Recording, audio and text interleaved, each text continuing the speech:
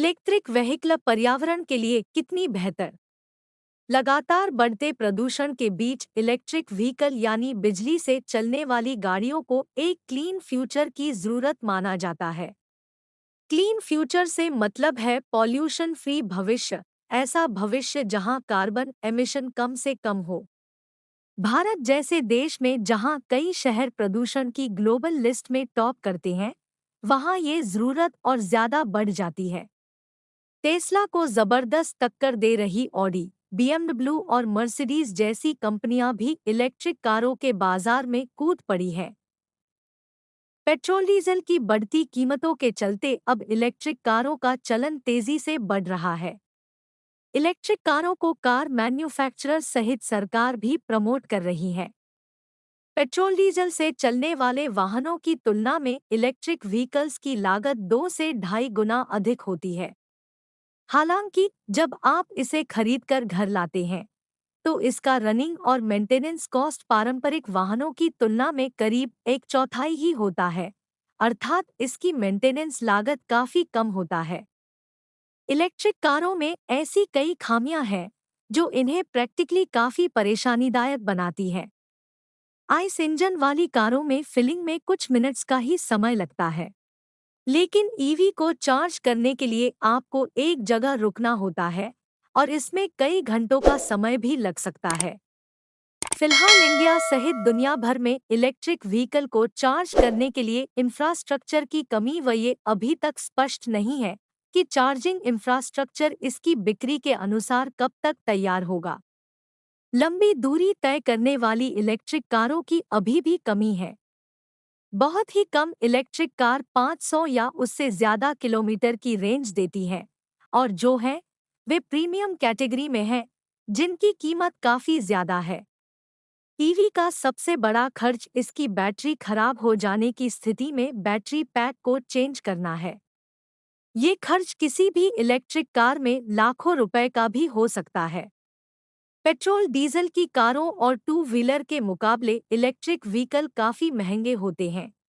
कई बार इनकी कीमत दोगुनी तक होती है। इसका कारण है महंगा लिथियम आयन बैटरी पैक। उदाहरण के लिए टाटा दावा करती है नेक्सॉन ईवी मैक्स 452 किलोमीटर की रेंज देने वाली सबसे सस्ती ईवी है, लेकिन इसकी कीमत भी 17.57 लाख रुपए है।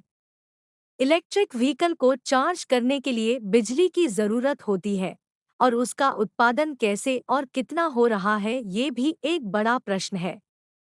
इंडिया जैसे देशों में आज भी कोयले पर आधारित संयंत्रों से ही बड़ी मात्रा में बिजली उत्पादन हो रहा है। इलेक्ट्रिक मोटर का टॉर्क अच्छा होने के चलते ई कार का पिकअप जबरदस्त होता है और ये चंद सेकंड में 0 से 60 की स्पीड को पकड़ सकती है।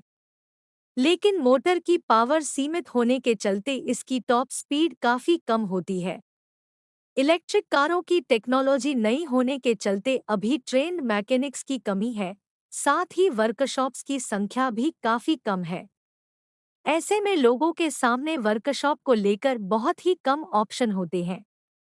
इलेक्ट्रिक वाहन बैटरियों का निपटान और पुनर्चक्रण एक पर्यावरणीय चिंता का विषय हो सकता है, क्योंकि प्रक्रिया संसाधन हो सकती है।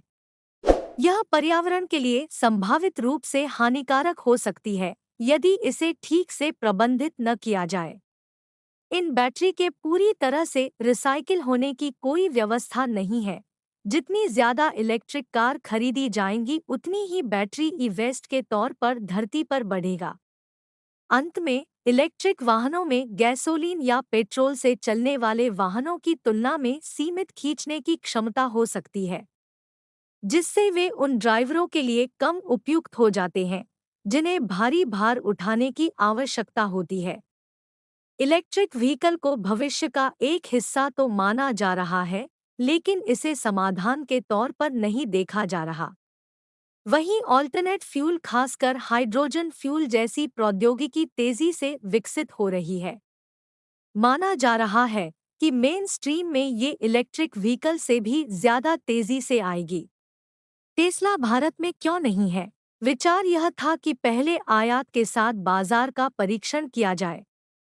भारत सरकार ने मना कर दिया। देश में एक निश्चित मूल्य सीमा में कारों के आयात पर 100% तक शुल्क लगाया जाता है, जिससे देश में उनकी कीमतें दोगुनी हो जाती है। दूसरे, सरकार चाहती है कि टेस्ला भारत में विनिर्माण करे। एक अनुमान के अनुसार 2020 में 3 मिलियन इलेक्ट्रिक वाहन बेचे गए, 2021 में 6 मिलियन, 2022 में 10 मिलियन और ब्लूमबर्ग एनएएफ का पूर्वानुमान 2026 में 27 मिलियन है।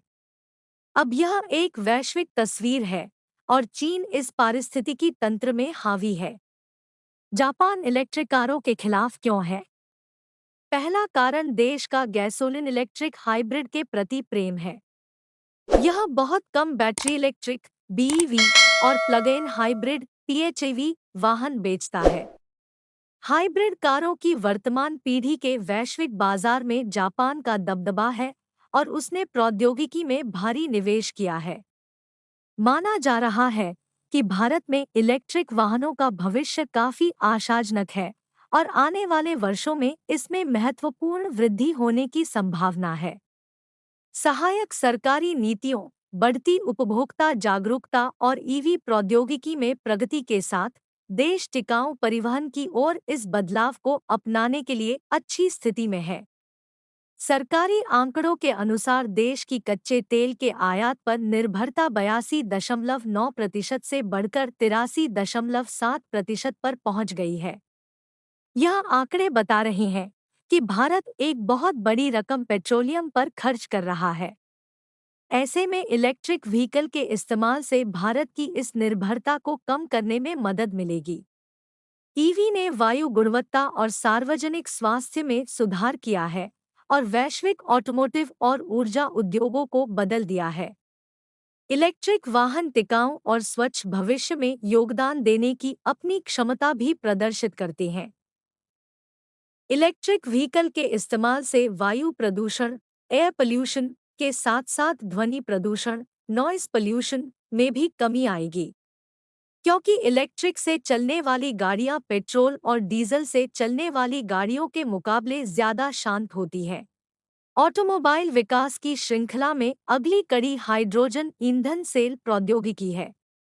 जनता के लिए तैयार होने से पहले इसे अभी भी कुछ और वर्षों के विकास और बुनियादी ढांचे की आवश्यकता है, लेकिन मेरा मानना है कि यह पर्यावरण के अनुकूल वाहनों के उत्पादन में अगला सबसे अच्छा कदम है। BNT की खास पेशकश।